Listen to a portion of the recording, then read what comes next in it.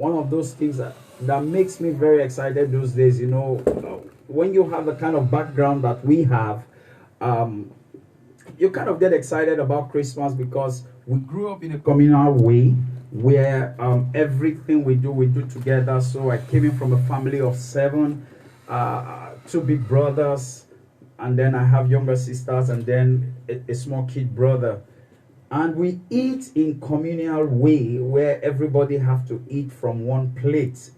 So, but Christmas is one of those few days when everybody got to own their plates for themselves. So we get the opportunity for a very long while, just few occasions. So you have Christmas, you have New Year, you have Easter, one or two family functions like that, where you got to own your plates as an individual to eat your food. So Christmas, we used to look forward to Christmas, because of not just that. Then there is the aura of new clothes, all kinds of stuff that comes with the season. Then the opportunity of carrying plates from one house to another, wishing people well at the Christmas season, and getting the opportunity to get tokens into your pocket, ahead of January. So for us, it's an exciting period, and we are here again, celebrating another Christmas season. And for me, I just want to say, as a pastor, that I see Christmas slightly very differently, beyond all the fanfare and celebration and all the big stuff that we do around Christmas, the new clothes, the traveling, the vacations, and all those stuff like that. I see it from a very different perspective. And I see it from Genesis chapter 3.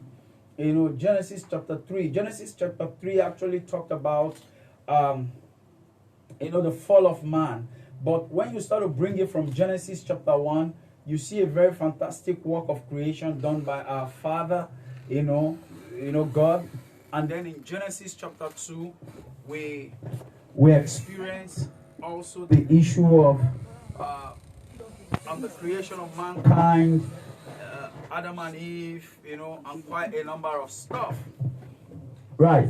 So, but in Genesis chapter 3, we see exactly 4 things that reminds us about the season of Christmas, in the fall of man. Number one thing that we experience in Genesis chapter 3, we see that from the very beginning, there was a grand plan to give man a better life. And that was the whole essence of creation, because God wanted man to live in a world that was called Eden.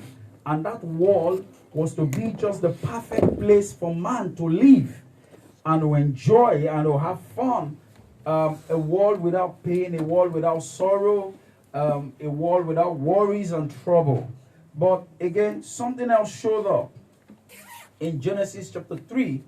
And then in verse 10, we see our fallen state of how man, completely lost it because he couldn't keep the garden for some reasons that we all have read in the scripture.